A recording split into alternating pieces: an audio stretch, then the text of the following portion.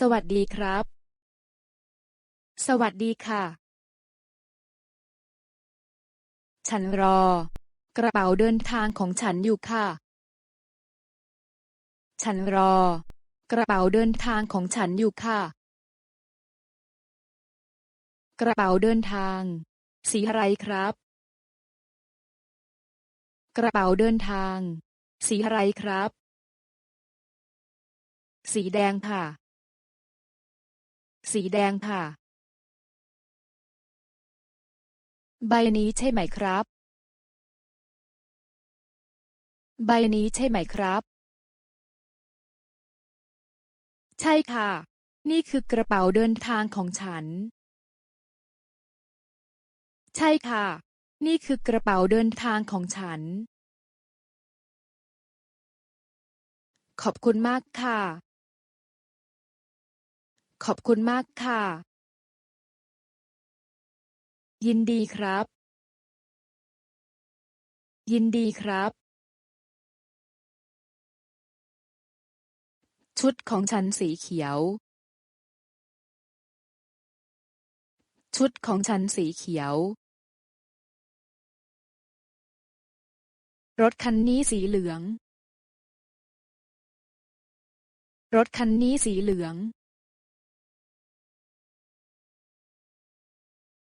เสื้อของฉันสีแดง เสื้อของฉันสีแดง เสื้อของฉันสีฟ้า เสื้อของฉันสีฟ้า ชุดของฉันสีชมพู ชุดของฉันสีชมพู รองเท้าคู่นี้สีดำ รองเท้าคู่นี้สีดำ กระเป๋าใบนี้สีน้ำตาล กระเป๋าใบนี้สีน้ำตาล แก้วใบนี้สีขาว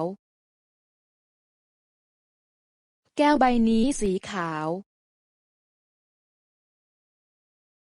เก้าอี้ตัวนี้สีม่วง เก้าอี้ตัวนี้สีม่วง ส้มมีสีส้ม ส้มมีสีส้ม หมีตัวนี้สีอะไร หมีตัวนี้สีอะไร หมีตัวนี้สีน้ำตาล หมีตัวนี้สีน้ำตาล คุณใส่เสื้อสีอะไร คุณใส่เสื้อสีอะไร ผมใส่เสื้อสีฟ้า และคุณใส่เสื้อสีขาว ผมใส่เสื้อสีฟ้า และคุณใส่เสื้อสีขาว รถของคุณคันไหน รถของคุณคันไหน รถของผมคันสีแดง รถของผมคันสีแดง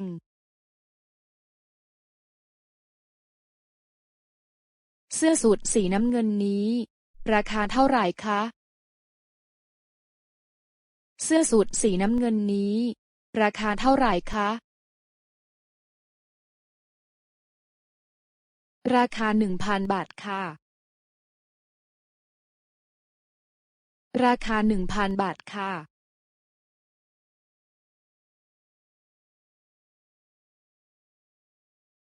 เสื้อสีขาวตัวนั้น ราคาเท่าไหร่คะ เสื้อสีขาวตัวนั้น ราคาเท่าไหร่คะ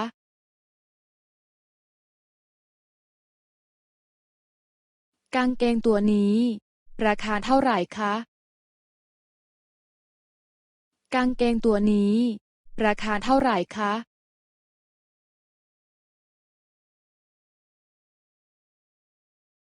ก กางเกงลด50%ค่ะกางเกงลด50%ค่ะสวัสดีครับรับอะไรดีครับสวัสดีครับรับอะไรดีครับ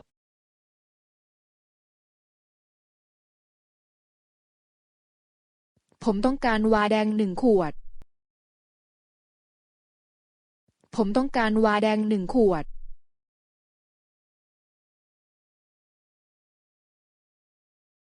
500 บาทครับ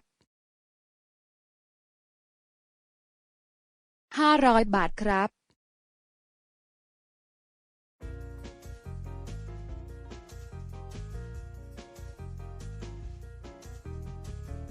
เลข20 ถึง 30เลข20 ถึง 30 21 21 22 22 23 23 24 24 25 25 26 26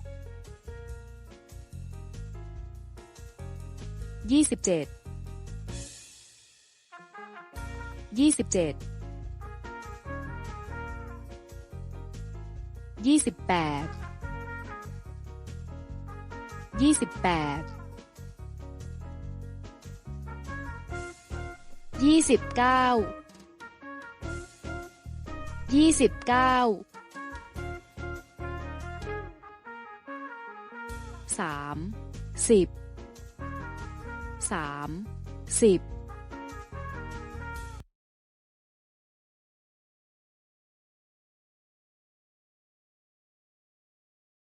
คุณคิม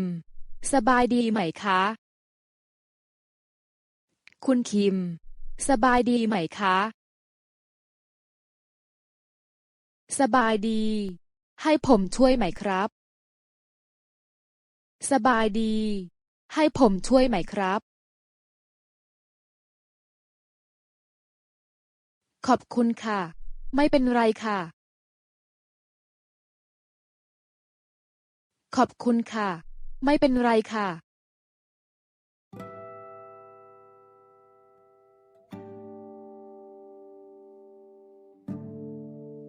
เธอชอบสีอะไรเธอชอบสีอะไรฉันชอบสีชมพูฉันชอบสีชมพูแล้วเธอล่ะชอบสีอะไรแล้วเธอล่ะชอบสีอะไรฉันชอบสีเหลืองฉันชอบสีเหลือง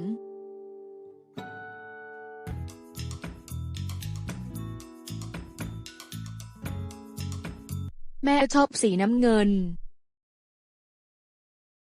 แม่ชอบสีน้ำเงินฉันชอบสีชมพูฉันชอบสีชมพูพ่อชอบสีอะไรคะพ่อชอบสีอะไรคะ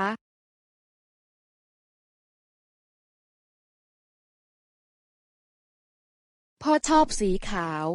สีขาวเป็นสีโปรดของพ่อพ่อชอบสีขาวสีขาวเป็นสีโปรดของพ่อได้เวลากินข้าวเย็นแล้วหิวข้าวหรือยังได้เวลากินข้าวเย็นแล้วหิวข้าวหรือยังไปกินข้าวเย็นกันค่ะไปกินข้าวเย็นกันค่ะ